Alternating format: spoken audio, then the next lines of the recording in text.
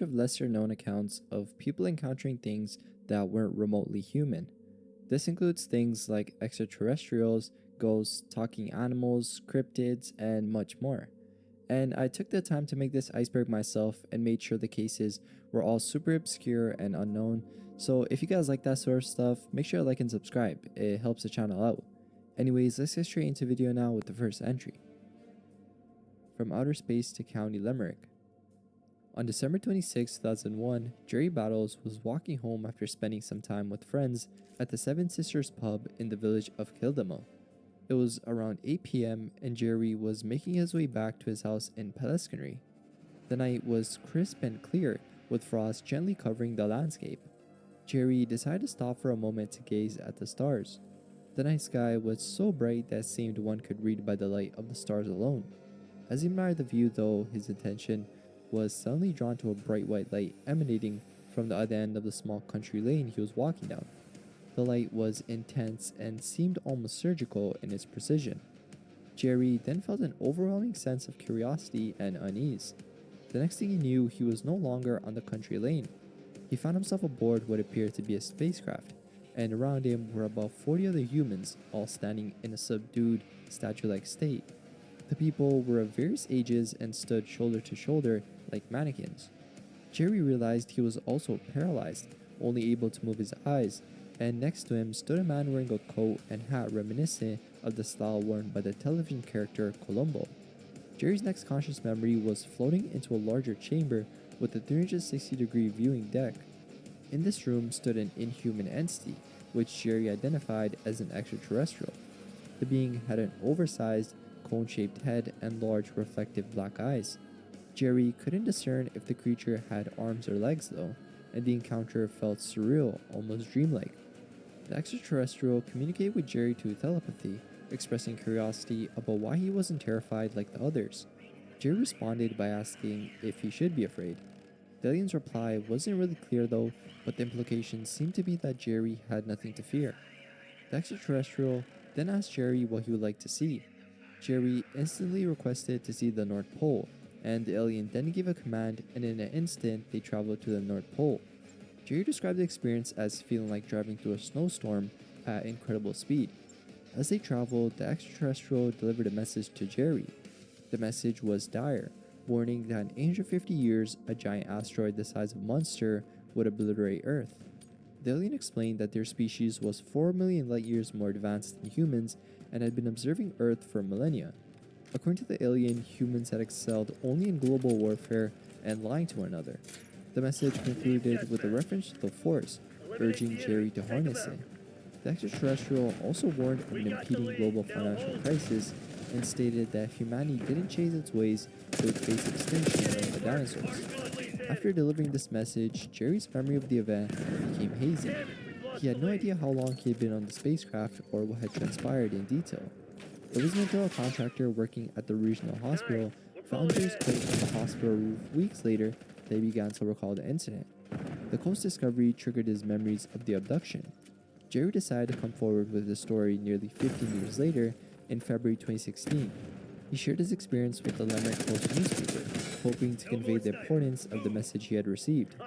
Jerry, a retired carpenter and grandfather, insisted that his account was true. He described himself as a quiet-natured gentleman and dismissed any skeptics who doubted his story. Jerry believed that the extraterrestrial message was crucial for humanity to hear, emphasizing that people needed to open their minds to the truth. In addition to recounting his abduction though, Jerry speculated that the aliens used dark matter or dark energy as a cloaking device to keep their universe hidden from ours. He hoped that his story would one day reach the scientific community and help uncover these hidden galaxies. Despite the skepticism he faced though, Jerry remained certain about the authenticity of his experience. He expressed a sense of duty to share the message, even if it meant being ridiculed or misunderstood. Feature from the Maldives Lagoon. One night in 1998, Ibrahim Ismail and his friends were out fishing in a lagoon in Maldives. The night was chilly, but the group stayed out for a long time, enjoying their activity. At some point during their expedition, they noticed a figure in the distance, which they initially assumed was another person. However, as they moved closer, they quickly realized that this was not no human. The figure stood about 100 feet away and appeared man-like at first glance. But as it drew nearer, the fishermen saw it was something entirely different, something monstrous. The creature was estimated to be around 10 feet tall, and its enormous size alone was enough to instill fear in the group, but it was its appearance that more terrified them. Rooted to the spot, unable to move due to their overwhelming fear, the men watched as the creature approached. When they finally regained the control of their limbs, they ran towards the shore as fast as they could, and they glanced back while running and saw that the creature had large, glowing eyes staring at them. As they reached the shore, though, the creature continued to follow them. The men were filled with an insane sense of dread, expecting the worst. But just as suddenly as it appeared, though, the creature simply vanished without a trace. It was as if it had never even been there. The group speculated that perhaps it couldn't cross the threshold of the beach, but they had no way of knowing for sure. They were just relieved that it was gone. This encounter left them really weirded out, and they couldn't stop thinking about the creature they had seen. And actually, a month later, the creature was set to emerge again. This time, it was seen by another fisherman who was also fishing in the same lagoon. This man reported that the creature suddenly left the water and walked across the surface. He described its eyes as glowing with the same haunting light that Ibrahim and his friends had seen. The fisherman watched in awe and fear as the creature moved with an eerie grace, its eyes piercing through the darkness. The experience was so unsettling that he left the area immediately, not wanting to be anywhere near the creature. Spider-Man's Ghost. In 1982, an unusual incident occurred in Washington State. The witness, then a 5-year-old, was visiting her grandmother on the reservation where she lived. While the owls were preparing lunch inside the house, the young girl played with her toys in the back room. As she glanced out the window, she noticed something strange happening in the backyard. Out of the corner of her eye, she saw what appeared to be red gloves reaching out from behind a tall cinder block wall. Intrigued, she stood up and walked to the sliding glass door to get a better look. To her shock, she saw a figure dressed like Spider-Man, complete with a red and blue tight suit and a mask covering its entire face and head. The figure moved in a slithery, snake-like manner, crawling over the wall. The young girl was stunned but felt compelled to greet the entity. Instead of feeling fear, she was more curious and began to walk towards the back door.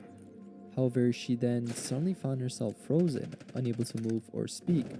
The figure came closer to the window, placed both hands on it, and cocked its head to one side, mimicking a dog's curious gesture. Terrified, she tried to scream, but could only manage to squeak after several attempts. Tears rolled down her cheeks as she pointed to the window, repeating the word "Spider-Man, Spider-Man," when her grandmother entered the room. The grandmother, sensing something deeply disturbing had occurred, called for the girl's mother. They brought the girl into the kitchen to calm her down, and both adults were extremely frightened and kept reassuring her that she had imagined what she saw. The witness didn't describe how the entity left the scene, leaving it unclear whether it vanished or simply slithered away. Years later, when the witness was 16, she returned to her grandmother's house and inquired about the Spider-Man sighting. Her grandmother provided new information, revealing that 2 years before the witness was born, a young man with what is now believed to have been autism lived on the reservation. He was harmless and well known to the community, and one day the grandmother bought him an old Spider-Man Halloween costume at a yard sale because he was fascinated by it. The young man wore the costume constantly, never taking it off until the day he had died tragically after being struck by a truck. Following his death, young people on the reservation began reporting same sightings of the young man's ghost, still dressed in the Spider-Man costume. The grandmother believed that this was what the witness had seen, and that the ghost had come to play with her. Since sharing the story, the witness has heard from several other people who claim to have seen the Spider-Man ghost on the reservation. Honey, Aliens Shrunk the Kids. This event took place in 1973 and occurred near the Sabbath Day Lake Shacker village in Maine, involving an 18-year-old brother, his brother, and 2 friends. Basically, while driving close to the village, the group became aware of a bright UFO that was following them, visible through the driver's side window. The witness, who later reported the incident, described how they initially saw the object on the road towards Middle Range Pond. Attempting to evade it, they made a sharp left towards Oxford, Maine, and later turned back towards their original route near the Oxford Plains Speedway. And as they approached an apple orchard by the intersection of Route 26 Outlet Road and Quarry Road, They noticed the environment around them had changed dramatically. The usually busy road was devoid of other cars, and the sun had set unusually fast, leaving the stars appearing abnormally large and close, as if they could reach out and touch them. The typical sounds of chirping crickets were also oddly silent. The witness felt his heart pounding in his ears, describing the sensation as being inside a vacuum bottle. The UFO then reappeared, hovering above a lone tree in the orchard, lighting up orange and remaining completely silent. The four witnesses sat in the car, staring at the mysterious object for what felt like an hour. Eventually, they decided to return home, but the witness noted that daylight seemed to come much too soon. He suggested that they go to the police department to report the occurrence, but they experienced even stranger events before actually reaching their destination. The narrative sort of becomes unclear at this point since the witness promised to provide more details later, but seemingly never did. However, he described the bizarre psychological effects he and his brother experienced following the encounter. He reported that they'd been abducted and released a day later, a claim supported by the unusual symptoms they had developed. The witness sought medical attention due to a nosebleed, deep orange whites of his eyes, and aching lungs. He was shocked when a nurse measured his height at 5 feet 9 inches, despite him being over 5 feet 10 inches before the encounter. The nurse rechecked the measurement, confirming he had indeed lost an inch of height overnight. Upon returning home, their mother expressed alarm at their changed appearance, noting that they were shorter and that their eyes looked strange. The witness looked in the bathroom mirror and confirmed that he didn't look right. Desperate to prove their experience, he implored the local authorities to check his high school medical records and photographs taken on his 18th birthday, just 2 weeks prior. He questioned how an 18-year-old could lose an inch in height overnight. This incident, like some other reports of UFO encounters, involved spontaneous changes in height.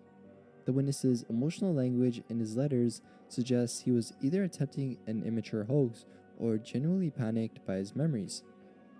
The lead masks case. In August 1966, a mystery unfolded on Vincent Hill in Niterói, Brazil, involving the bizarre deaths of two TV repairmen, Manuel Pereira de Cruz and Miguel Jose Viana. Their bodies were discovered by a young boy who was flying his kite in the area. The circumstances surrounding their deaths were really strange and sparked widespread speculation about what happened. Both men were found lying side by side, dressed in suits and waterproof coats, which was unusual given the weather at the time. Beside them, authorities found an empty water bottle and a packet containing 2 towels. Strangely, they were also wearing lead masks typically used to protect against radiation. Scuba Steve. So this entry comes from a YouTube user named Lerpado who lived near Ridgeview Glen Park in Colorado and often passed it on the way to school. They frequently played there with their brother and friends. The park featured a large entrance to a storm drain with a pool of water in front of it. One day, while walking by the drain, Lerpado's friend Ben shared a chilling story. He said a local kid named Steve had drowned in the pool of water during winter, and now his ghost had since haunted the park and the storm drains, earning the name Scuba Steve. Although Lerpado couldn't find any historical records of Steve, they learned from Ben's father that drowning incidents and storm drains were not unheard of in the area. Despite doubts of Ben's trustworthiness, Lerpado witnessed 3 strange events that made them believe there might really be some truth to the legend. The first incident occurred one summer when Lerpado and their friend Elie decided to explore the storm drains. They were inspired by an episode of the TV show Lost Tapes about lizard men living in storm drains and sewers. As they wandered through the dark tunnels though, they suddenly saw what looked like the silhouette of a person. As they moved closer, the figure started running towards them. Terrified, they quickly fled the drains, convinced they had encountered something paranormal. The second strange occurrence took place when Lerpado and Elie were again planning to explore the drain tunnels. They found the water too deep to enter, so they entertained themselves by throwing rocks in the water and mocking Scuba Steve. Suddenly, though, the water started splashing violently. They paused, thinking it might be caused by a rock they had thrown, but the thrashing continued as if an invisible being was splashing around in the water. This unnerving event made them run away in fear once more. And the third anomaly happened during Ben's birthday party. Lerpado, their brother, Ben, and a friend named Preston begged Ben's parents to let them hunt for Scuba Steve.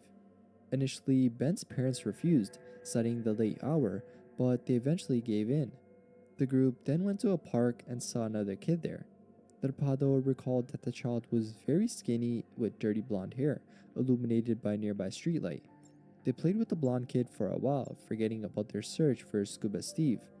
Eventually, the kid said he needed to go home, and instead of walking down the sidewalk, he walked into the field and disappeared into the storm drain. Lerpado believes this might have been the only time they witnessed the legendary Scuba Steve. Lerpado also mentions that their friends told similar stories about the area, but they didn't include these accounts due to doubts about their credibility. However, they noted that the local wildlife behaved unusually, particularly the foxes, which are aggressive and sometimes chase people, leading them to wonder if ghosts could affect animal behavior. The Carrasco Affair. The Carrasco Affair is a supposed extraterrestrial encounter that took place in the morning of January 28, 1976. This incident involves Miguel Fernandez Carrasco, a young farmer from the town of Benetigon in the Sevilla province of Spain. Known for a solid reputation and hard-working nature, the events that unfolded dramatically changed his usual quiet life. Miguel had visited his fiancée in the nearby village of San Lucar de Mayo and was walking back home on a dark, isolated road. This area had a history of UFO sightings, but nothing had prepared him for his own encounter. As he neared his home, he heard a noise similar to a jet aircraft and saw a dazzling light approaching him rapidly from the sky.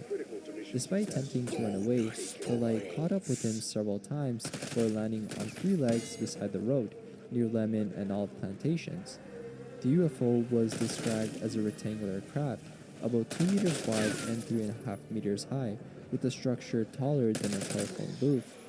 It had no visible windows or markings, but featured a very bright top light emitting red and white flashes. Two humanoid entities then emerged from the craft via a rectangular ramp. They were over 2 meters tall, clad in dark, tight-fitting suits that resembled rubber or plastic, with belts that emitted rhythmic pulses of light.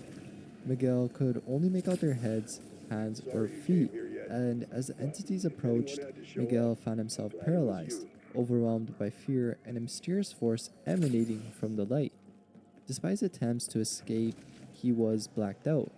When he regained consciousness, he was standing at his family home's doorstep, screaming for help, a kilometer away from where he last remembered being. Miguel was immediately taken to a local doctor and subsequently to a hospital in Sevilla due to the unexplained black marks on his skin and his distressed state. The doctors at the hospital couldn't determine the cause of the marks, which were not burns and had disappeared within hours. The civil guard then investigated the incident, confirming the details of Miguel's journey and the location of the encounter. Further investigations revealed conflicting descriptions of the entities' clothing and the craft's behavior during the encounter. Some reports suggested that the landing and subsequent takeoff of the craft emitted a smoke-like vapor, possibly causing the black marks on Miguel's skin. There was also speculation that the substance from the vapor was collected for analysis, but no conclusive reports were actually provided. Creepy cultists of Cadiz. In the autumn of 1990, a weird encounter unfolded on a secluded road near a cemetery in Algeciras, Cadiz, Spain. Angel de Cara and his girlfriend were riding on Angel's motorcycle when they first encountered what appeared to be a group of cultists. These figures, about a dozen in number, were dressed in dark clothing and capes, sitting by the roadside and wearing black top hats. As the couple drove past, the eerie group turned their heads to watch, leaving Angel and his girlfriend with a profound sense of unease. 10 days after this initial sighting, Angel found himself alone near the same cemetery. This time, he was confronted by a lone figure from the group, standing disturbingly close at less than a meter away. As this figure lifted its head to look at Angel, he was horrified to see a face that was stark white and featureless, except for two deep black eyes that seemed to pierce through the darkness. The incident took place near a well-known hotspot for paranormal sightings, which added layers of mystery and fear to the encounter. The area had previously been the focus of numerous reports and was investigated by Spanish ufologist Juan Jose Benitez, particularly after a similar incident in Cano de la Frontera in 1989. These encounters often involved mysterious figures with unsettling appearances and were typically associated with otherworldly or supernatural activities. The humanoid figures encountered by Angel were initially mistaken for members of a satanic cult due to their attire and the ritualistic feel of their presence by the cemetery. However, the true nature of these beings remained unclear. Their distinct appearance and the setting of the encounters contributed to the ongoing speculation and fear among the locals. Researchers like Alba Rosales have documented this case in collections of humanoid encounters. The inability, though, to properly define what Angel and others witnessed has left the door open for various interpretations, ranging from ghostly apparitions to alien visitations. Francois Bertrand, the monster of Mount Parnasse. In 1847, Paris was gripped by a series of gruesome events that unfolded in its largest cemetery, Père Lachaise. The incidents centered around a mysterious figure who became known as Francois Bertrand, later dubbed the Monster of Montparnasse. This case remains one of the earliest documented instances of necrophilia, mixing elements of the supernatural with horrific criminal activity. The terror began when cemetery guards noticed disturbances at Père Lachaise. Night after night, graves were found desecrated, their contents horrifically mutilated and scattered. Witnesses reported a dark figure that was partly human and partly animal, which evaded capture with ease, leaving behind only the chaos of his nocturnal feast. The creature was said to vanish when pursued, adding a spectral quality to his already alarming presence, and the situation escalated when a freshly buried young girl was exhumed and her body desecrated, leading to public outcry and intensified efforts to catch the perpetrator. The breakthrough, though, came when an army officer noticed a particular section of the cemetery wall showing signs of frequent scaling. A trap was then set using tripwire connected to an explosive, which eventually led to an encounter with the suspect. Following the detonation, cemetery detectives confronted a humanoid figure, attempting to escape. They fired at it, wounding the creature, which nevertheless managed to scale the wall with astonishing speed. A trail of blood and pieces of a military uniform left at the scene pointed to the involvement of a soldier. The subsequent investigation quickly focused on Sergeant Francois Bertrand of the 74th Regiment, who had been admitted to Val-de-Grâce Hospital with injuries consistent with the cemetery encounter. Under interrogation, Bertrand confessed to the crimes, describing an uncontrollable external force that compelled him to desecrate graves. He portrayed himself as a victim of possession, claiming that during these episodes he transformed into a beastly entity driven by macabre impulses. Bertrand's trial was a spectacle that drew significant public and scientific interest. He was ultimately sentenced to 1 year in prison, a surprisingly lenient term given the nature of his crimes. The case prompted Belgian physician Joseph Gosselin to coin the term necrophilia, defining it as a sexual attraction to corpses, which Bertrand exhibited by mutilating the bodies and performing acts of defilement. The case of Francois Bertrand is often compared to mythological creatures due to the bizarre and inexplicable elements of his nighttime escapades. Some liken him to a werewolf or a ghoul, noting his reported ability to change form and his superhuman agility.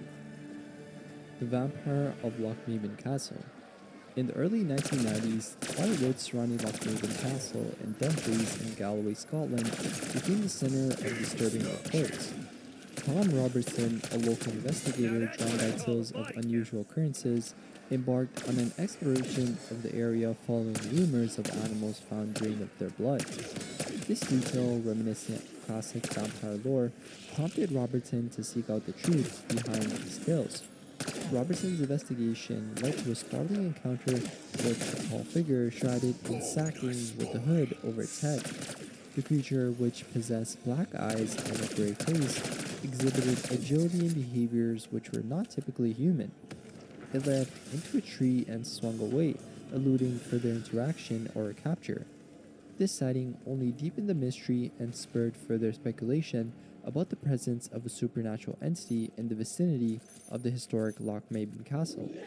Driven by his initial encounter, though, and fueled by the persistent local lore, Robertson returned to the area 8 years later, determined to find more evidence. During his follow-up investigation, he managed to capture a couple of photographs of the figure. These images, though compelling, were met with a lot of skepticism and raised questions about their authenticity. Critics argued that the photos could have easily been staged, suggesting that the figure might simply be a person dressed up to perpetuate the local legends or for personal amusement. Despite the doubts surrounding the photographs, though, the legend of the Loch Maiden Castle vampire persisted. The story encompasses elements typical of vampire myths, like nocturnal activities, predation on animals, and their ability to swiftly move and mysteriously disappear. The community's reaction was filled with fascination and fear, with some considering the tales a thrilling addition to the area's history, while others viewed them as unsettling reminders of the unexplained. The lack of concrete evidence, though, and the nature of the reports contribute to the ongoing debate between believers and skeptics about what it really is. Charlie Clark wrestled a ghost. In the shadow of the Spanish-American War, a really weird encounter unfolded. Charles H. Clark, a soldier recovering from typhoid-related complications, found himself at the heart of a haunting. Basically, while stationed at Washington Barracks for medical treatment, Charles shared his work with two other soldiers, one of whom was simply known as Smith, a man described by peers as particularly unfriendly. Smith's sudden death one night, though under mysterious circumstances, marked the beginning of a brief series of events that would culminate in confrontation. After Smith's burial, Charles returned to duty, assigned to an isolated tent on the outskirts of the barracks. It was during one of his routine trips to fetch coal on a bitterly cold January night that he experienced a surge of terror. This dread was so intense that Charles, a man not given to religious fervor, cried out in fear for his soul. Despite this overwhelming fear, though, he managed to return to his tent, attempting to settle down with a book, hoping to calm his nerves. However, peace was not to be his companion for long. The tent flap rustled open, and the ghostly figure of Smith emerged, his intentions malevolent. The spectre approached Charles and proclaimed that he had come for him. Reacting instinctively, Charles leapt to engage the ghost, a physical confrontation that defied his expectations as the ghost, with surprising force, threw him to the ground. The struggle was really intense but brief, and while Charles's comrades rushed to his aid, drawn by the noise of the scuffle, they saw nothing. No ghost, only Charles in a state of distress. Shaken to his core, Charles maintained that he was fully lucid during the encounter, insisting that his battle with Smith's spirit was as real as any fight with his knife. The incident left many questions unanswered. Was Charles experiencing a hallucination brought on by his illness, or had he indeed crossed the veil that separates the living from the dead? And the event didn't really fit into the timeline of the known Spanish-American conflict, which adds some confusion. The Eternal Army of Otterburn. On a cold August night in 1388, a pattern of armor and clash of swords filled the air. This was a suddenly fierce battle between Sir Henry Percy of England and Sir James Douglas of Scotland, where Percy sat with a clean stolen banner bearing a blue line emblem, a symbol of his pride and honor. This battle, though centuries old, continues to echo through the ages, not just in history books, but in the whispers of those who claim that the warriors of old still roam the fields. Late one night in 1888, exactly 500 years after the fateful battle, Percival Hall and John Elliston experienced a really weird paranormal encounter. While tending to their sheep, they heard the unmistakable sound of trumpets and the pounding of hooves emanating from a nearby ridge. Content to investigate what was going on, they went, only to see a vision that defied explanation, being a cavalry division of medieval knights clad in 14th century armor charging across the ridge. Driven by an irresistible urge to follow, Hall and Elliston pursued the ghostly figures, only to stumble upon scenes straight out of history, being a battle raging beneath them, with spectral figures locked in eternal combat. The clang of metal and the cries of the fallen filled the air, yet only Hall witnessed the apparition. Elliston heard the sounds but saw nothing. Decades later, in November 1960, the legend of the Eternal Army of Otterburn would once again resurface in a modern encounter. Basically, in this encounter, Mrs. Dorothy Shaw was traveling to the area by taxicab when her journey took an unexpected turn. The car came to a halt, the engine died, and the fare meter malfunctioned, as if the vehicle had hit an invisible barrier. Then, without warning, a host of armored specters surrounding the cab, pressing in with an intensity that turned the cold more terrifying. Just as suddenly as they appeared, though, they vanished. These encounters at Otterburn, separated by years, but linked by the figures of an army lost in time, suggests more than mere ghost tales. Some speculate that these manifestations could be a form of residual haunting, where emotions and events are so powerful that they imprint themselves on the surroundings, replaying endlessly through the ages. Others suggest a connection to electromagnetic fields that could be particularly strong in this area, influencing both the environment and the perceptions of those who venture there. This theory is added by the similarities noted by these ghostly manifestations and encounters with unidentified flying objects, where witnesses report similar disruptions in electrical equipment and the eerie sensation of invisible barriers. Talking Double Bird of Millville. On January 21st, 1999, in Northwood, New Jersey, Dad Paulson, a local resident, was completing chores in his backyard when he heard an unexpected visitor, being a creature reportedly standing 18 feet tall and resembling a monstrous bird, which not only spoke in perfect English, but also asked for directions to the garbage can. The creature's appearance was overall really unsettling, with a sacking material draped over it and a hood covering its head. Its eyes were black and its face was gray. As Possum tried to retrieve what the creature had asked for, it suddenly grabbed him. In a panic, Possum fought back with the hatchet he had on his belt, striking the creature repeatedly. To his astonishment, splinters flew from the creature's body with each hit, suggesting it was made from some wood-like material. During the struggle, the creature whispered into Possum's ear before he delivered a final blow to his face, causing an eyeball to fall out. The creature then inflated its body like a balloon and floated away, disappearing into the night sky. The story of the whole encounter was then reported by the Osbury Park Evening Press the following day. The article described how this monster beast bird had not only interacted with Possum, but had also exhibited characteristics that seemed both supernatural and mechanical. The mention of the creature speaking and its body reacting to physical damage in such an unusual way led to widespread speculation about mass hysteria or a misinterpretation of a more mundane event, possibly influenced by the cultural context of the time. And further deepening the mystery, this event also coincided with a series of sightings across the American Northeast during the same period. Reports from neighboring states describe similarly fantastical creatures, ranging from fire-breathing dragons to unicorn-born beings, suggesting a wave of hysteria or surge in folklore-inspired hoaxes. Mystery of the Miruela. In 1939, as the shadow of the Second World War was spreading, an encounter unfolded on the waters of the Hawkesbury River in New South Wales, Australia. Doug Bradbury, accompanied by a friend, was rowing quietly when the surface erupted, revealing a really weird creature. This event marked the first recorded sighting of what would become to known as the Hawkesbury River Monster, often referred to by the local Aboriginal name Miruela.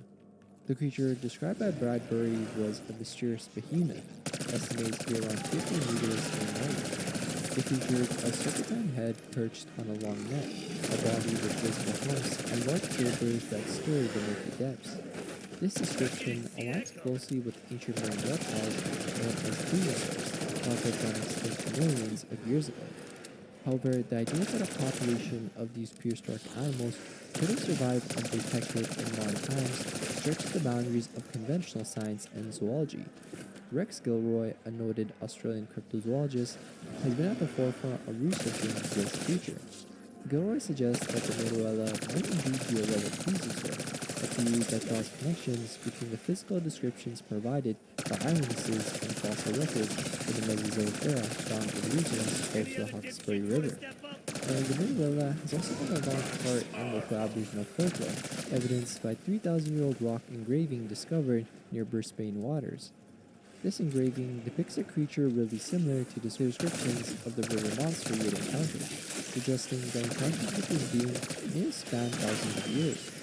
Throughout the years, though, there have been other numerous sightings. One particular notable account occurred in 1945, when John Nelson and his friend Bob encountered the creature up close.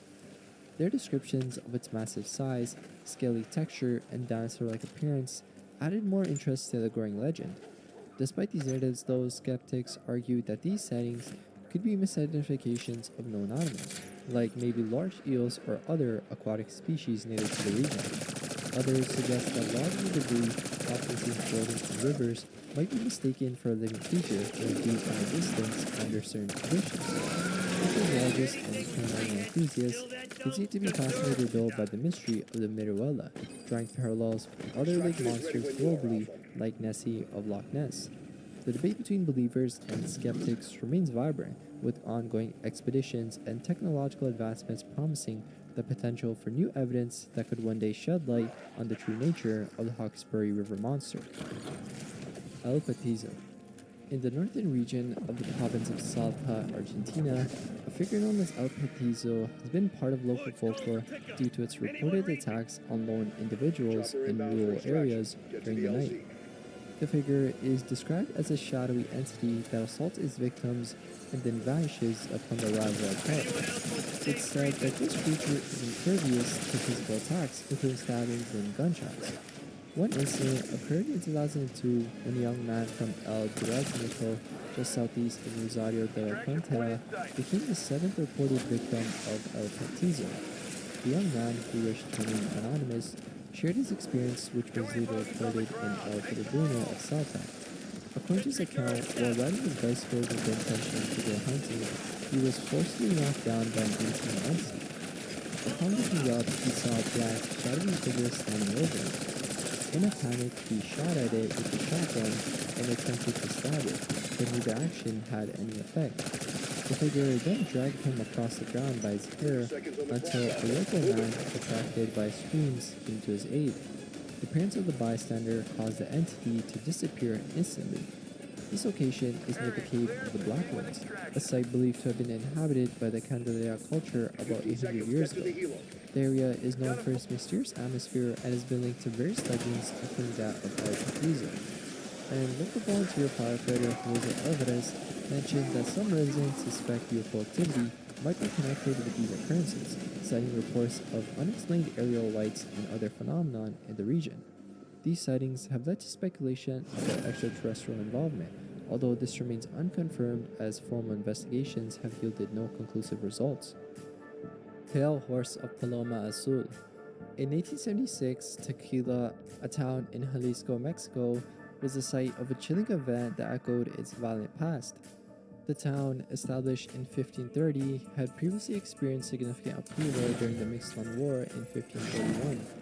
During this conflict, indigenous groups, including the Kashkanis, opposed Spanish rule. These groups fortified themselves on Tequila Mountain, resisting Spanish forces. Amid attempts at peace, Fray Juan Jalero was killed by indigenous fighters, his death escalating the conflict further. Centuries later, Tequila's history of conflict seemed to resurface in a mysterious and possibly supernatural incident. One autumn evening in 1876, a figure on a pale horse appeared at the town's outskirts. This figure, riding at a gallop through the streets, was shouting, "Execution! Execution!" And after traversing the town, the horseman and his steed slowed to a trot and vanished as they reached the village's far edge. Immediately following this setting, a dense, eerie mist descended upon Tequila, enveloping the streets and reducing visibility to mere feet. This mist infiltrated homes, causing distress particularly among the young and elderly by limiting their ability to breathe. By dawn, the mist had lifted though, but its departure marked the onset of a devastating outbreak. A rare and virulent disease known as Paloma Azul rapidly spread through the village, claiming hundreds of lives within a week and leaving lasting scars on the community. The identity of the horseman and the origins of the subsequent disease, though, remain unknown.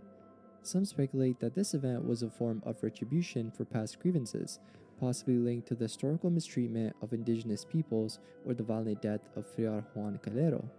Others suggest that ancient deities might have exacted revenge for the desecration of their lands.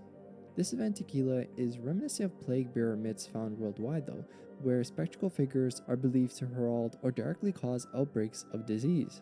These figures often appear during times of sickness and are thought to manipulate diseases to punish or cleanse communities. The Pale Horseman of Tequila fits this archetype, drawing parallels to historical accounts of entities like the Grim Reaper or other harbingers of doom that emerged during periods of significant illness, like the Black Death. only disappearance Fujishiro bypassed in the cars.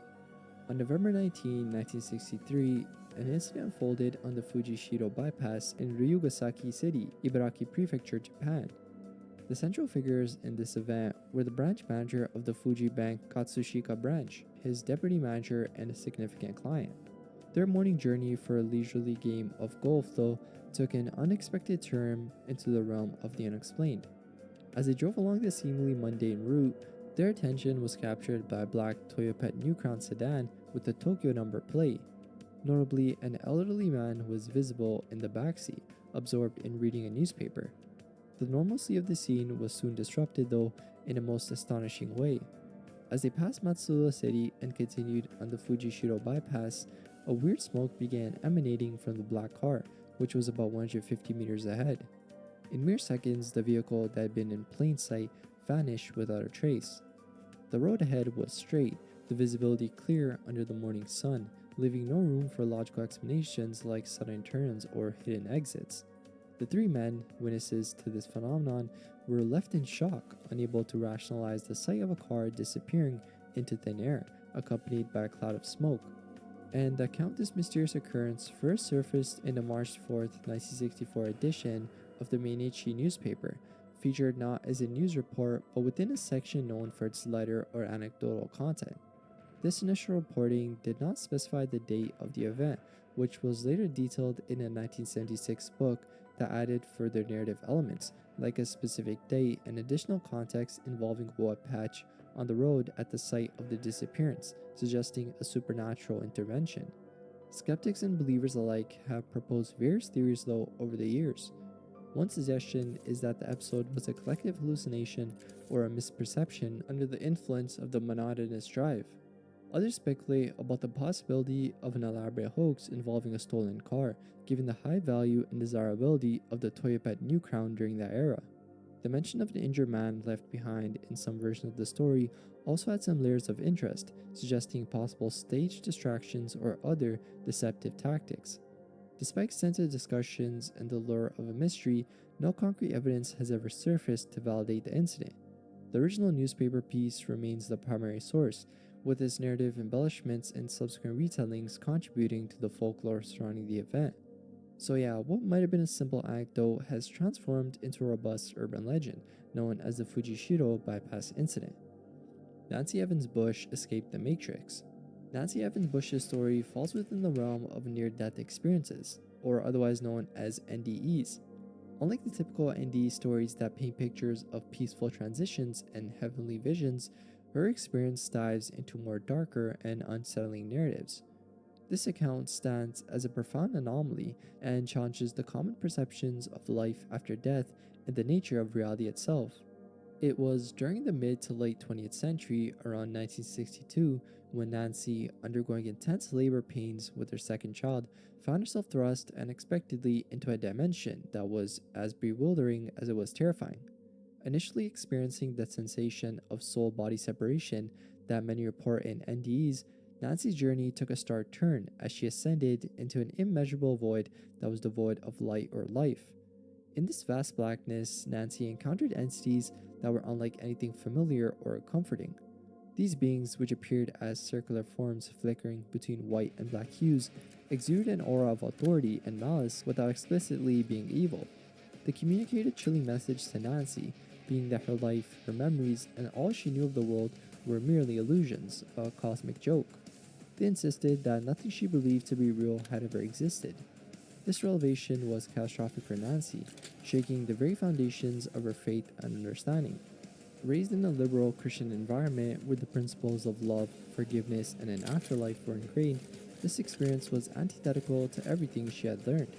The entities left her alone in the void with this new, harsh understanding, forcing her to confront a reality where all she had known and believed was negated. The impact of the experience was profound. After being revived, Nancy was haunted by the implications of what she had been told. The existential crisis drove her to question the very nature of existence and predestination, a concept she had never seriously considered before. This encounter had not only challenged her spiritual beliefs, but also left her isolated with the truth that felt too heavy to share.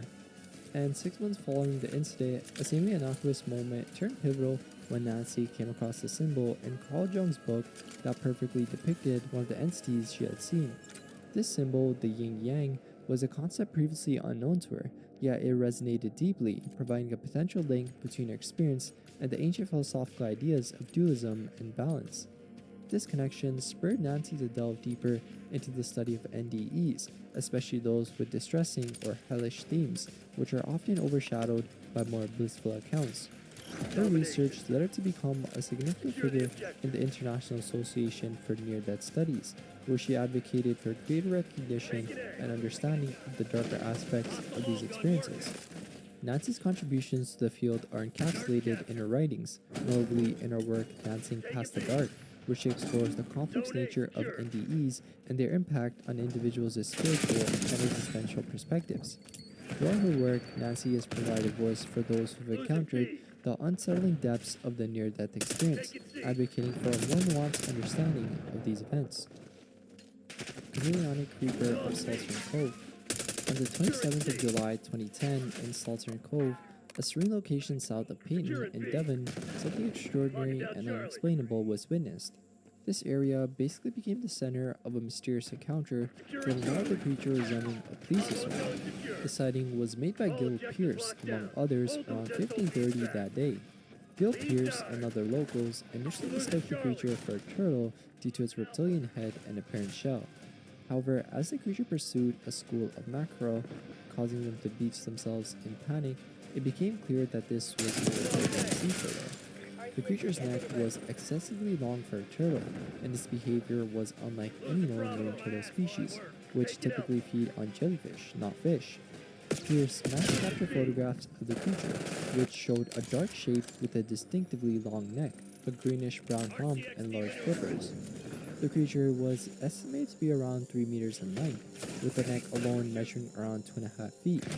These photographs were later analyzed by the Marine Conservation Society, where Claire Fisher, a marine biologist, confirmed that the creature didn't match the characteristics of any local turtle species. The sighting was also corroborated by Graham Oxley, a 63-year-old local who was walking his dog along the beach. Oxley described the creature as having a dome more rounded than a turtle's shell, and the color-changing quality similar to that of a chameleon, adapting from black in the shade to greenish-brown in sunlight.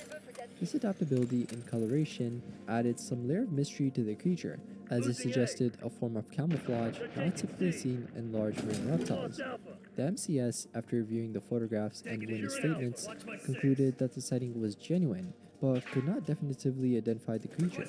This left open the possibility that what was witnessed at Saltern Cove was either an unknown species of marine life or a visit from a creature thought to be long extinct.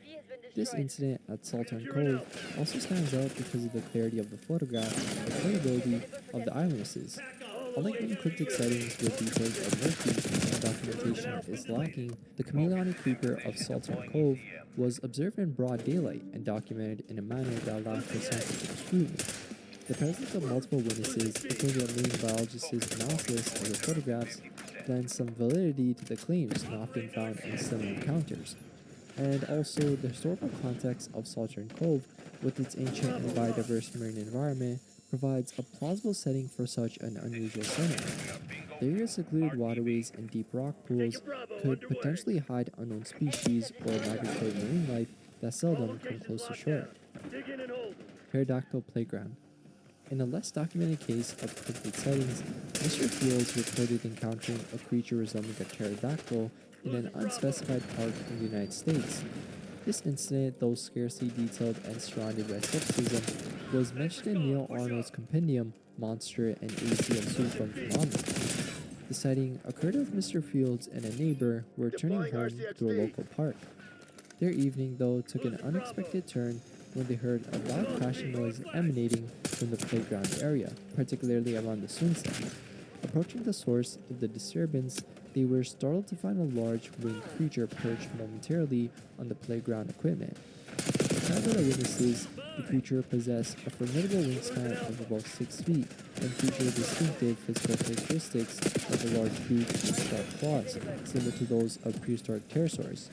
However, the brief encounter provided little opportunity for detailed observation, as the creature took flight almost immediately upon their arrival, disappearing from sight. The report's lack of specific details, though, like the exact location and date, along with the absence of photographic evidence, casts a shadow of doubt over the encounter. Critics argued that the creature could have been a misidentified large bird native to the region, known for their significant wingspans and occasionally unusual appearances. The notion of a modern-day pterosaur sighting aligns with the niche but persistent theme within cryptozoology that suggests surviving pockets of prehistoric creatures. Such claims are often met with skepticism, though, due to a lack of verifiable evidence and the challenges posed by what would be an extraordinary survival of a species thought extinct for millions of years. For instance, it raises questions about the influence of cultural folklore and media on the perception of unexplained phenomena. Robo-walrus off Henderson Island. In the summer of 1983, an incident was reported by a group of fishermen and surveyors near Henderson Island, located off the coast of Puget Sound. This event, detailed in the Tacoma Daily Ledger on July 3rd of that year, described an encounter with a mysterious entity that had mechanical and biological characteristics. The group was engaged in a routine fishing expedition when they suddenly experienced an unusual auditory and visual phenomenon. A loud, unexplainable noise was accompanied by a surge of electricity through the water, followed by the emergence of intense, bright lights. This disturbance in the quiet waters near Henderson Island immediately caught the attention of the fishermen and surveyors present. As they observed, a massive creature described as being about 150 feet long and 30 feet wide at its thickest point emerged from the depths. The creature's head was notably large, resembling the shape of a walrus's head, but on a much larger scale. It had 6 large, dull eyes that added to its formidable appearance, and notably, the creature seemed to be encircled by copper bands, which were speculated to emit the electrical shocks that rendered 2 men from the group senseless upon contact with the water. And further adding to the mystery, the creature exhibited features that seemed uncharacteristic of any known biological entity. It expelled electrified water from horn-like protuberances on its head and possessed what appeared to be a mechanical propeller instead of a tail. This propeller-like appendage suggested some form of engineered mobility. The spectacle didn't really last long either, and the creature soon broke back to the water's surface, though the glow from its body remained visible for some time afterward. This led to intense speculation among the witnesses and later among those who had studied the accounts of the incident. Warren Coleman, a renowned cryptozoologist, proposed that the so-called Henderson Island monster might actually be an unidentified universal object, perhaps a form of technologically advanced machinery that far predated any known human inventions capable of such displays. The idea that such an advanced machine could exist in the 19th century opens a lot of questions about its origin. Questions like, was it an experimental military device, a piece of forgotten technology, or something else entirely? The debate over the nature of the robo-walrus of Henderson Islands continues to interest researchers, though, historians and cryptozoologists alike. Stumped by Specs. In 1959, a diver named Bob Wall embarked on what was meant to be routine exploration off the coast of Miami Beach, Florida. Bob Wall, an experienced diver, was guiding tourists aboard the glass-bottomed boat Comrade II, showing them the vibrant coral reefs beneath the ocean's surface. During this tour, Wall spotted a sea cave that piqued his curiosity. With the tourists safely observing from the boat, Wall decided to investigate the cave's contents, expecting perhaps to find a rich variety of marine life or unusual geological formations. Upon entering the dark, shadowy expanse of the cave, though, Wall was confronted by a really weird creature that seemed from prehistoric times or from the pages of a science fiction novel. The creature he described was unlike any typical marine life observed in the region. It possessed a cylindrical body about 5.5 meters in length, supported by 8 long hairy legs, each extending about 3 feet. And it also featured a pointed head with short antennae and notably large stalked eyes that had brown spots, each about 2 inches in diameter, which earned the creature the nickname Specs. The encounter then took a turn, though, as Specs began to advance toward Wall. Feeling threatened by the creature's approach, Wall made the decision to retreat. He swiftly exited the cave and returned to the safety of his tour group, leaving the mysterious creature behind in the dark waters of the cave. Dr. Carl Schucker, a well-known figure in the field of cryptozoology, speculated that the creature could be an unusually large specimen of the Caribbean spiny lobster, which inhabits nearby waters. However, the size described by Wald was significantly larger than typical for this species, which rarely exceeds 2 feet in length. Alternative theories propose that the creature might be related to the Japanese spider crab, the only known crustacean to reach the lengths described, but this species is native to waters far from Florida, near Japan. The suggestion that Specs might be a previously undiscovered species or a rare genetic anomaly has also been quoted by enthusiasts and researchers. Pazuzoids, a weird tale from Devil's Swamp. In an event dated June 8, 2000, at the sinister sounding Devil's Swamp in Louisiana, an encounter unfolded at the crack of dawn.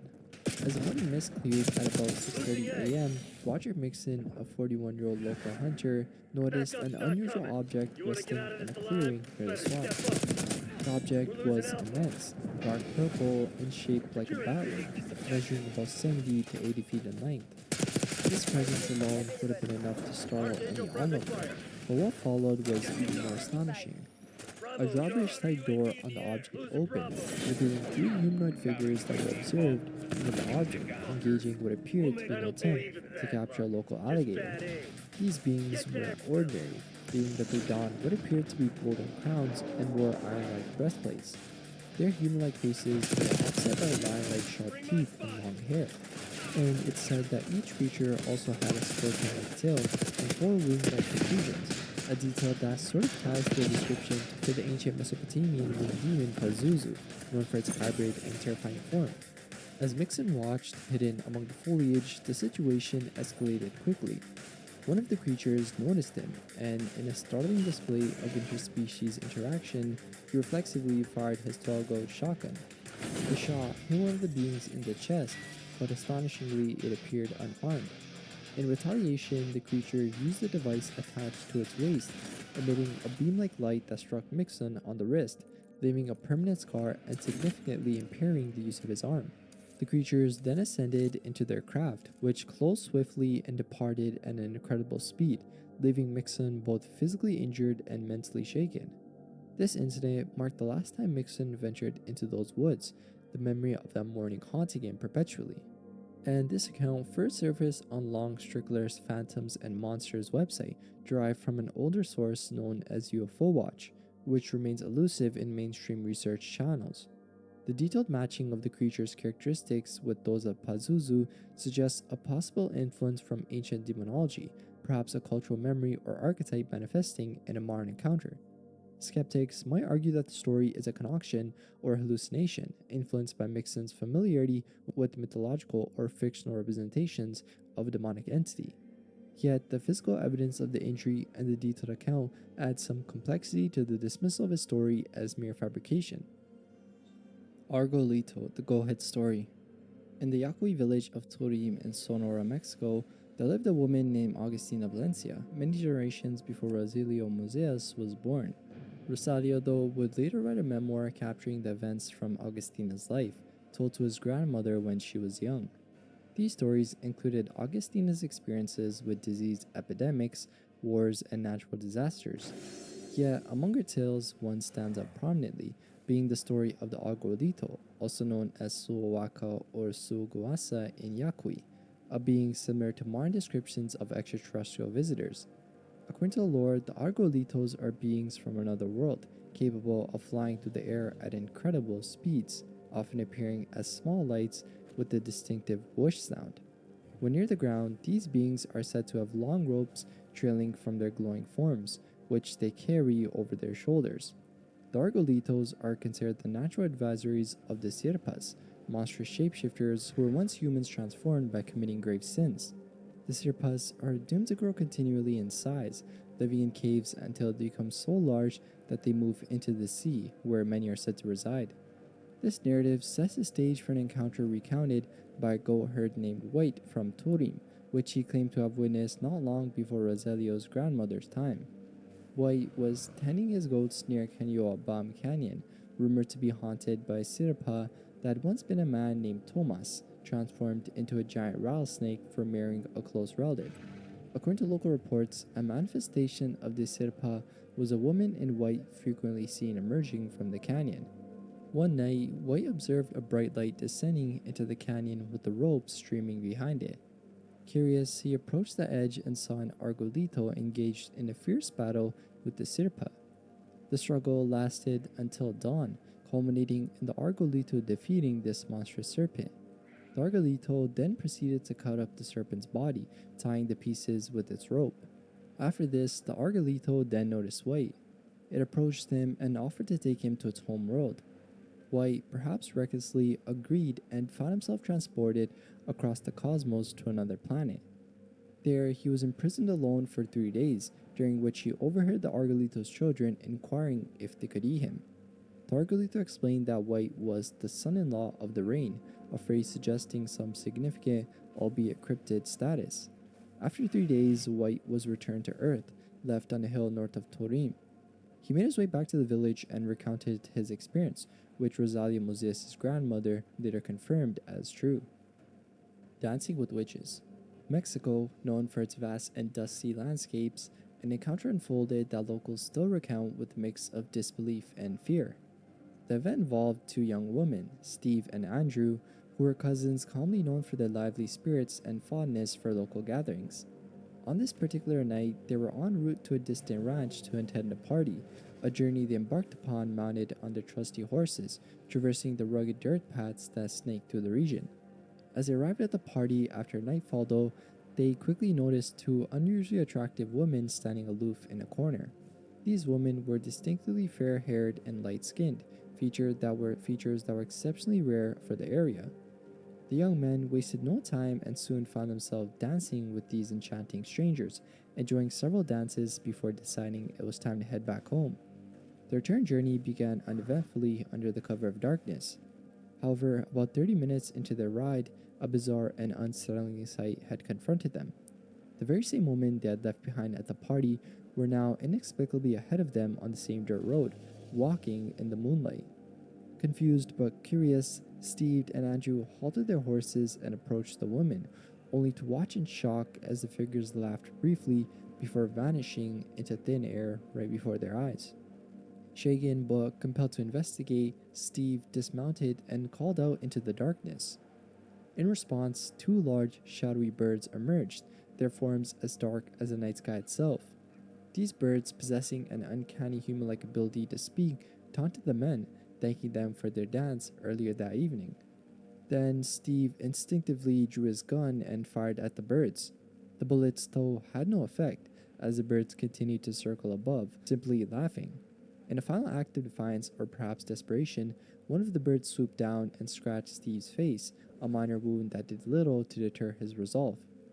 The creatures eventually flew away, though, leaving the men bewildered and framed. Salt Lake Fire Drake. In Utah, especially around Great Salt Lake, there's been multiple sightings of creatures that resemble pterosaurs. Among the most interesting of these accounts are tales from 1903 and 2001. In 1903, residents near Stansbury Island witnessed a massive creature that they described as a blend of fish, alligator, and a bat. And then two hunters, Martin Gilbert and John Barry, observed this creature over several days. They described it as being at ease both in the air and water, suggesting an amphibious nature. The hunters estimated the creature's length at about 50 to 65 feet, with the head resembling that of an alligator and a body covered in heavy, horny scales. The creature was also said to possess large, bat-like wings extending as wide as 100 feet from tip to tip. This creature was also reported to have carried a horse in its jaws. The hunters' detailed observations contribute to a narrative that suggested that this creature was a surviving relic of a bygone era, possibly a pterosaur, though it's important to note that their descriptions also align with depictions of dragons or other fantastical beasts. Then, in 2001, a similarly interesting account occurred when three children in Grantsville observed a large, winged creature that appeared to emit a bioluminescent glow. This sighting was thoroughly investigated by Jonathan D. Wickholm, a researcher specializing in modern pterosaur sightings. The children described the creature's glow pulsing on and off, a phenomenon that seemed to agitate local farm animals. This creature, referred to locally as the glowing pterosaur, was also linked to the ropen of Papua New Guinea, a cryptid described in similar terms. Whitcomb's investigation suggested that these children had witnessed an animal not recognized by current science, possibly a living pterosaur or similarly prehistoric creature that has somehow survived in secluded environments. And these sightings are also framed by controversial petroglyph on the San Rafael swell, which some believe depicts a pterosaur. But while rock expert Fran Behrens and others have suggested this interpretation might be influenced by pareidolia, the discussion still continues. Critics argued that the petroglyph does not depict a prehistoric creature but rather a combination of more natural and recognizable features like humans or animals. Fire spirit and the Fuldenses. In 858 AD, the village of Capo Monsium near Bingen am Rhein in Germany began experiencing disturbances attributed to a poltergeist. The village, located at the gateway to the mountains of the Rhine Valley, witnessed events starting with stones thrown by unseen forces and knocking sounds on the walls of homes, as if hammered. The disturbances then quickly escalated, with the entity involved engaging the villagers in conversation, revealing stolen items and sowing discord. The entity focused its malevolent attention, though, on one villager in particular. It followed him relentlessly, starting fires in any building he entered. This forced him to relocate to the outskirts with the family. However, the harassment didn't stop there, being that the entity set fire to his crop stack in the fields. Blamed for the ongoing disturbances, the villager underwent a trial by ordeal involving scalding hot iron to prove his innocence, which he did. Efforts to rid the village of this menacing spirit, though, involved priests and deacons from Mainz, armed with holy relics and crosses. They attempted an exorcism in a house where the spirit was particularly active, using holy water and prayers.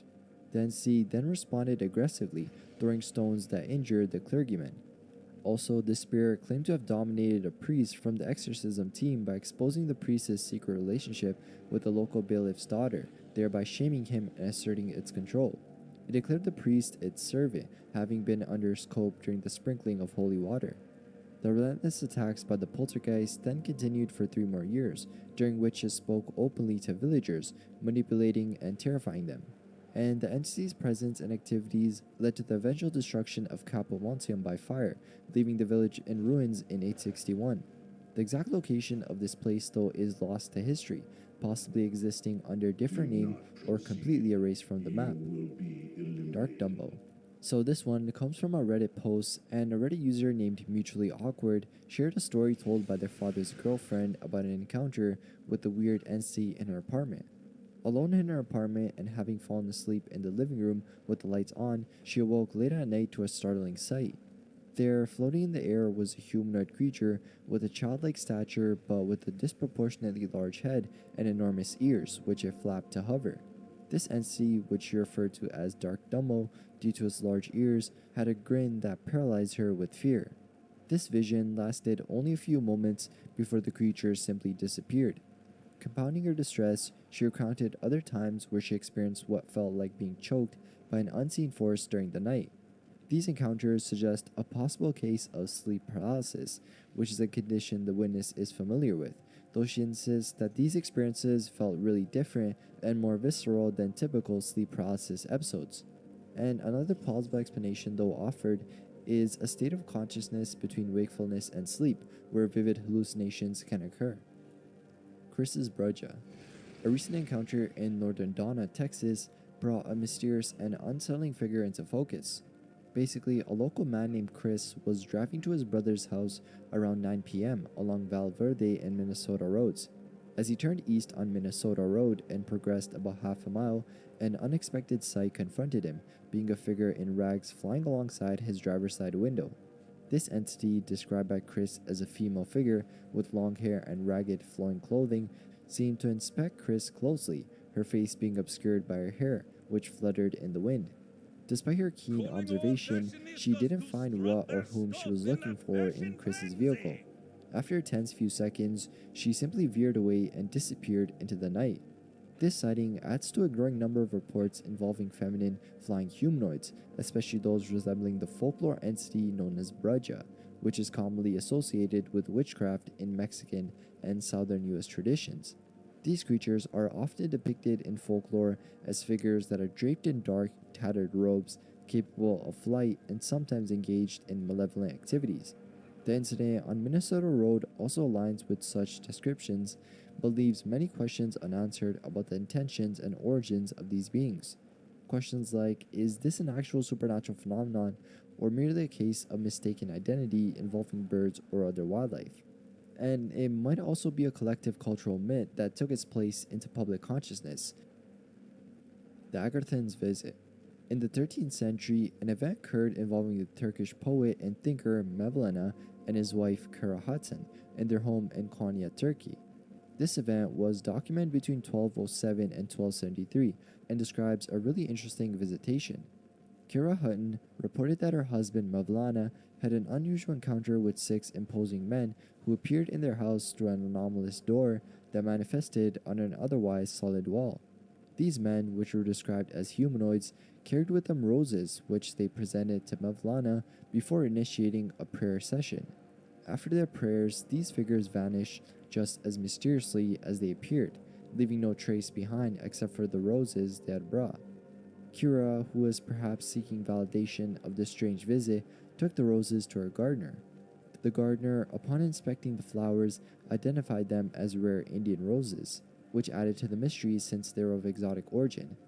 This whole encounter has led some researchers of paranormal phenomenon to speculate that the visitors might have been from Agartha, which was a legendary subterranean civilization thought to exist under the region of India. This theory suggests that these beings from Agartha are capable of interdimensional travel, appearing in our world from theirs through portals manifesting as doors.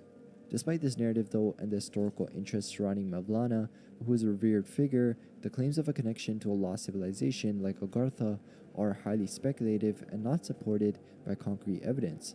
Theories of such encounters often arise from a combination of folklore, cultural symbols, and the human propensity to find connections in unexplained phenomena. The sheep want you to come back.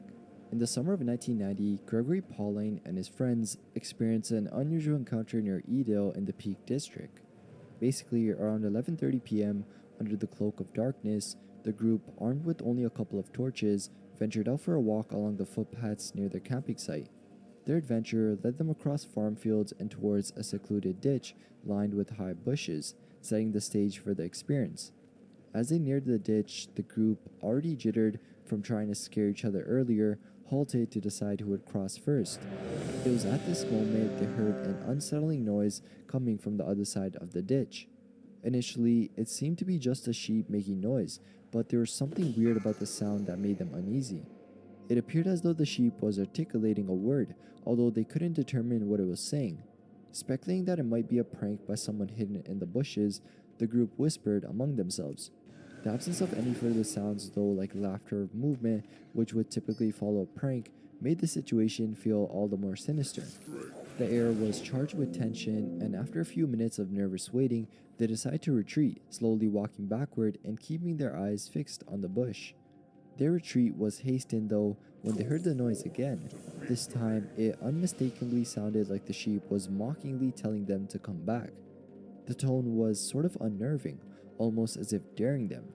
Without hesitation, the group turned and ran back to their campsite, with the eerie invitation echoing behind them as they fled. The next morning, curiosity got the better of them, and they returned to the site of what happened, only to find nothing out of the ordinary. No signs of disturbance, no indication of what might have caused the previous night's events. And adding to the tale, a fellow forum user suggested a rather down-to-earth explanation for the event. They proposed that perhaps a distressed hiker, injured and hidden in the bushes, might have been trying to call out for help. This theory was also added by the user's own experience of being injured and unnoticed by nearby sheep while hiking. Dogman from a UFO. In early June 2016 in southern New York, an event occurred involving 3 friends, Jamie, Dan, and another unnamed individual, during a camping trip on a mountain. The group, unsure of the legality of their camping spot, settled down for a night outdoors equipped with a tent and a fire. They spent the evening relaxing and socializing until the atmosphere around them shifted dramatically. The forest, which was typically alive with the sounds of nocturnal creatures, fell completely silent. The sudden change was accompanied by a tangible feeling of static electricity in the air, making the hair on the back of their necks stand on end. This was followed by a deep, resonant bass sound and a mysterious light that illuminated the entire forest. Described as initially resembling a large firework, the light eventually split into several small lights before disappearing completely into the trees. Attempting to rationalize the experience as a natural phenomenon, possibly a meteor, the group returned to their activities. However, around 2 a.m., the situation escalated. Dan, who had chosen to sleep outside by the fire, woke his friends to report a large, unidentified creature observing their campsite from a distance of about 50 feet. Basically, according to Dan, the creature resembled a bear but stood on two legs and moved in a way that suggested curiosity or scrutiny. The encounter intensified, though, when the creature, accompanied by others of its kind, approached the campsite. The group described hearing a loud, piercing scream similar to the sound of a pig being slaughtered, only deeper and powerful enough to cause physical discomfort. The creatures, referred to as dogmen because of their canine-like appearance, exhibited aggressive behavior, running towards the tent and interacting with the campsite infrastructure. In a panic, though, the campers observed the dogmen pulling at the tent poles, causing the structure to collapse partially. The intensity of the situation peaked, though, when everything fell silent again, and the group seized the moment to escape through their truck. In a final encounter, they saw one of the dogmen standing in the road, illuminated by the truck's headlights. Described as standing around 8 feet tall with dark gray and yellow or white fur and a not quite canine face, the creature didn't move as the truck drove towards it, forcing the driver to swerve. The group spent the remainder of the night in a nearby parking lot, too shaken to return to the site until morning. Upon their return, though, they found their campsite completely cleared of their belongings, including the tent and other equipment. Despite considering reporting the incident to local authorities, they decided against it due to the uncertain legality of their camping location. Flight of the Frighteners. In 1970, a young man determined to visit his fiancée set out on a quiet journey across empty fields towards a nearby village. His peaceful walk under the night sky was suddenly interrupted by strange music. Initially, he mistook the sounds for a local wedding celebration, hearing drums and an oboe, which is traditional in Turkish festivities. However, as the music grew louder and seemingly closer, he realized no celebrants were in sight and the situation took a dark turn. The source of the music was puzzling. It seemed to descend from the sky. Peering upwards, the young man's confusion turned to horror as he spotted a group of creatures floating a few meters above the ground. These beings, appearing as hybrids of humans and goats or horses, were playing the very instruments he had heard. They seemed to be descending closer to the earth, and overcome with fear, he quickly hid behind nearby bushes, hoping to evade detection. He remained hidden, gripped by fear, until the creatures had disappeared. This encounter left a profound impact on him, convincing him he had witnessed jinn celebrating a festival. He shared the story with his family, asserting his sober state during the encounter, supported by his Muslim faith, which forbade intoxication. The story, passed down within his family, was later shared with paranormal author R.S. Russo, who included it in a collection of supernatural accounts. To this day, the fear and conviction in the man's eyes when he recounts his tale affirm the deep, lasting effect this experience had on him. Vampire of Pine Ridge. In 1895, Pine Ridge in Nebraska's Dawes County was covered with fear due to a series of violent incidents involving cattle and the men who tended them. Reports described a mysterious man with extraordinary strength engaging in brutal attacks. Witnesses described him using his bare hands to overpower and mutilate livestock, even drinking their blood in a manner likened to a vampire. Despite several attempts, this figure evaded capture, fueling local rumors and a supernatural entity haunting the area. Jack Lewis, a cowboy working in the region, encountered the alleged vampire while on an evening away from his group. He was enjoying the solitude when he was suddenly attacked. The assailant, described as frothing at the mouth, aggressively assaulted Lewis, focusing on his neck in an attempt to choke him. In desperation, though, Lewis smashed the fire's gun, although it was unclear if the shots had actually hit the attacker. The gunfire then alerted his companions, who rushed to his aid, causing the creature to flee into the night. Despite their efforts, though, the vampire disappeared without a trace after this encounter. The incident left Lewis with severe injuries to his face and neck. but he didn't exhibit any symptoms of the same affliction that seemed to possess his attacker, suggesting a unique encounter rather than a transmittable condition. The community was left to wonder if the vampire succumbed to injuries sustained during the confrontation or simply returned to the shadows from where it came. The Changeling Child of New Jersey. In July 1993, during a summer visit to his grandparents in rural New Jersey, 13-year-old Mike experienced a really weird event that left a lasting impact on him.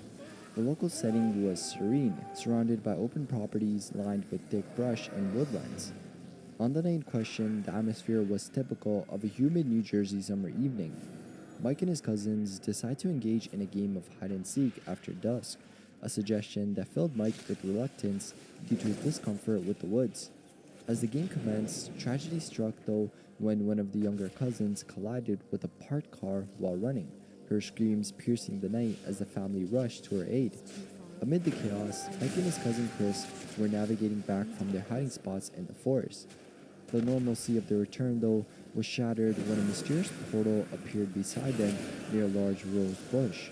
From the swirling vortex, a large shadowy figure emerged, reaching out with incredible speed to grab Chris, pulling him back into the portal.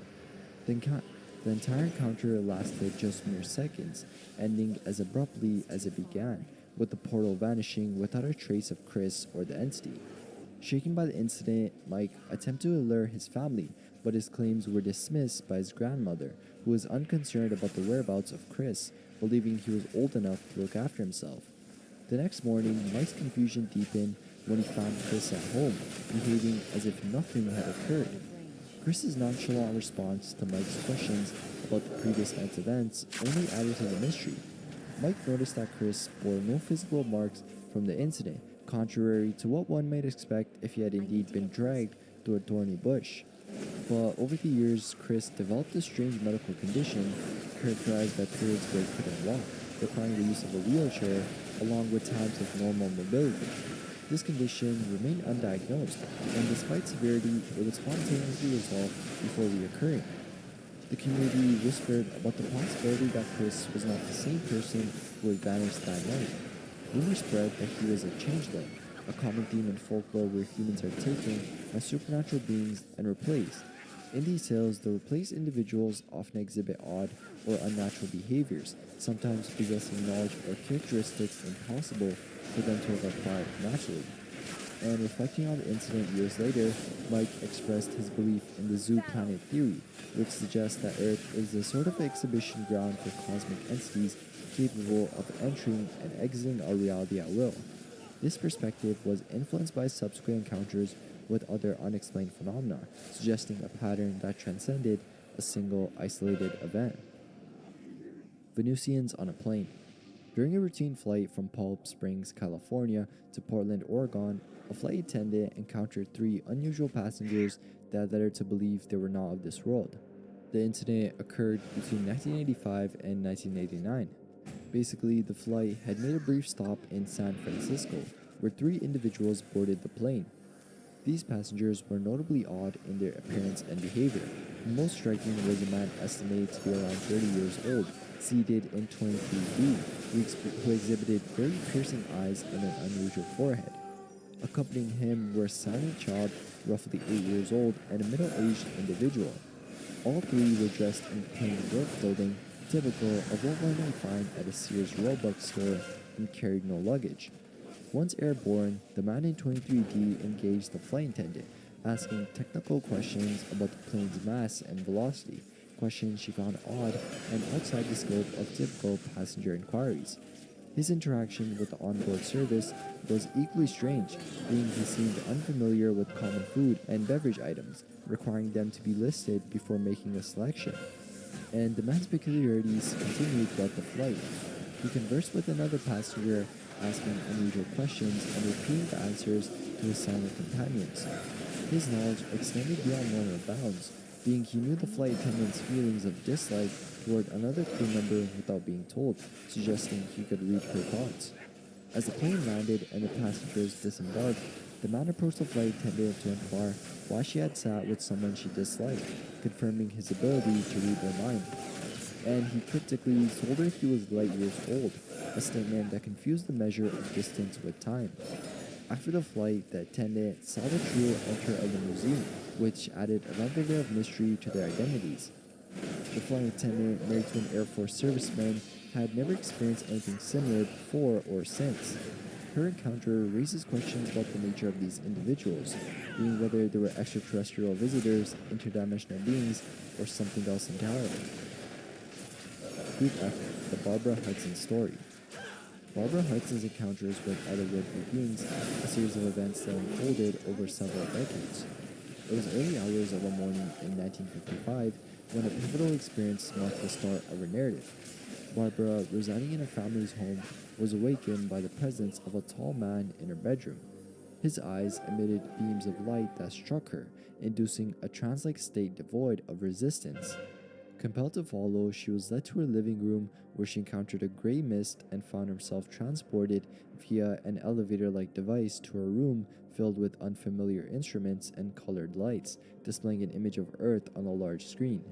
This room was manned by several tall beings who surrounded the screen, managing various control panels. After a brief stay, though, which included consuming a meal of fruits, Barbara was returned to her bed, having just had her first contact experience. Several years later, in February 1960, Barbara experienced another event in her Manhattan apartment. Answering a knock at her door while attending to her infant daughter, she encountered a man claiming to be an exterminator sent by the building's management to spray the apartment. Dressed incongruously for a manual laborer in a smart suit, the man's behavior and inquiries seemed pretty unusual, especially his lack of company identification and his detailed focus on Barbara's possessions and beliefs about UFOs. He seemed to read her mind, responding to her thoughts before they were even spoken, and after a brief interaction, he left as mysteriously as he had arrived, hinting at origins not of this world. Driven by these experiences, Barbara found herself drawn into the mysterious circle of individuals known as the Group, an assembly comprising both humans and extraterrestrials. This secretive collective aimed to unveil the realities of UFO phenomena to the public. Gray Barker, a prominent figure in the field known for his sensational publications and penchant for hoaxes, took a particular interest in Barbara's experiences. Barker's account of Barbara's encounters blend the lines between documented events and embellished narratives, which were sort of typical of his controversial contributions to the study of paranormal phenomena. Despite his reputation, though, Barker's fascination with Barbara's story shows the interesting nature of her experiences and the impact it had on the UFO community. The intersection of Barbara's personal encounters with broader ufological research shows a complex time of mid-20th century America's fascination with UFOs and extraterrestrial life. Her experiences, whether interpreted as genuine contact with non-human entities or even as misinterpretations, still remain a fascinating case within paranormal research. The Real Smoky Bear. On the morning of July 6, 1985, a very unusual report emerged from a campsite in Pierce County. Basically, two campers reached out to local law enforcement to report that they'd been chased away from their campsite by a talking bear. The campers, interviewed by the Seattle Times, detailed their encounter, which occurred just before dawn. Stephanie McKay, one of the campers, described the situation as both terrifying and surreal. She recounted that while they were inside their tent, a bear approached and startlingly began to speak. It asked for their names and questioned whether they had permission to camp there. Despite their assurances of having permission, the bear insisted they leave immediately, prompting them to hastily leave the area. And further adding to the oddity, the bear, described as large and weighing close to a ton, not only communicated verbally but also displayed aggressive behavior typically uncharacteristic of local wildlife, including throwing rocks at them as they fled. This behavior also has parallels in other reports of large, unidentified creatures, especially those within cryptozoological circles like Bigfoot. The aftermath of the incident involved an investigation by the Greenwater Fire Department, which found the campsite undisturbed apart from tracks that seemed to belong to a large dog rather than a bear. No signs of a struggle or confrontation were evident. Deputy Sheriff Bob Hoffman also engaged with the case, finding that local residents had indeed warned the couple on the previous night about the high fire risk and the private status of the property, using phrasing similar to what was allegedly used by the talking bear. Hoffman suggested the possibility that while the couple might have encountered a bear, the talking aspect could be attributed to an overactive imagination or a misunderstanding, along with the stress of being on unfamiliar property with active fire hazards. Hoffman ultimately concluded that the report was unfounded, chalking it up to the high intentions of the situation along with environmental and social pressures. The lack of physical evidence of a bear, though, especially one that matched the description given by the campers, led to the official dismissal of the case. Two suns in the sky. Mount Merapi, located in Java, Indonesia, is an active volcano rising 9,738 feet above sea level, often seen with wisps of smoke escaping its peak. On July 27, 2010, a group of students ventured up this formidable mountain, a decision that led them to a really interesting experience. As they navigated through the trails, their journey took an unexpected turns when the students ascended and found themselves enveloped in confusion and disorientation. The group fragmented, with individuals and small groups making their way back to base camp at different times. Rescue operations were then launched to retrieve those who had stayed. Upon regrouping and returning to civilization, one student shared a particularly astonishing account. He reported that during a moment of trying to orient himself using the sun, he observed not one but two suns in the sky. This vision was accompanied by the sight of a grand palace-like structure flanked by two figures dressed in what appears to be historical military attire. This narrative also echoes elements of Javanese folklore, which speaks of a spiritual realm inhabited by various spirits known as makhluk halas. Legend has it that there exists a spirit palace or kraton complete with roads, domestic animals, and soldiers, mirroring the opulence of a human royal residence. This palace serves as a domicile for ancestral spirits who occasionally visit their descendants in dreams to relay urgent messages or warnings. The phenomenon observed by the student might be characterized as a time slip, an event where the past, present, or even future momentarily converge in the same physical space. Theories proposed by researchers like John and Ann Spencer in their Encyclopedia of Ghosts and Spirits suggest that such occurrences could involve glimpses into historical or future settings that once existed or might yet come to pass at the location. The appearance of two suns could potentially be explained by superimposition of timelines, where the celestial position from another time overlaps with the current day, creating a dual image in the sky. This account was initially brought to light by researcher Joan Foreman, who explores similar anomalies in her work, possibly including this account in her book Mask of Time. Despite the nature of these claims, though, they align interestingly with local beliefs and the mystical narratives associated with Mount Merapi. Waterhounds of Lake Glyphadon. Lake Glyphadon, the largest lake on the Reykjanes Peninsula in southern Ireland, is known for its depth and isolation. The lake, though, remains largely unexplained due to its depth of 318 feet and covers an area of 8 square kilometers. So it's not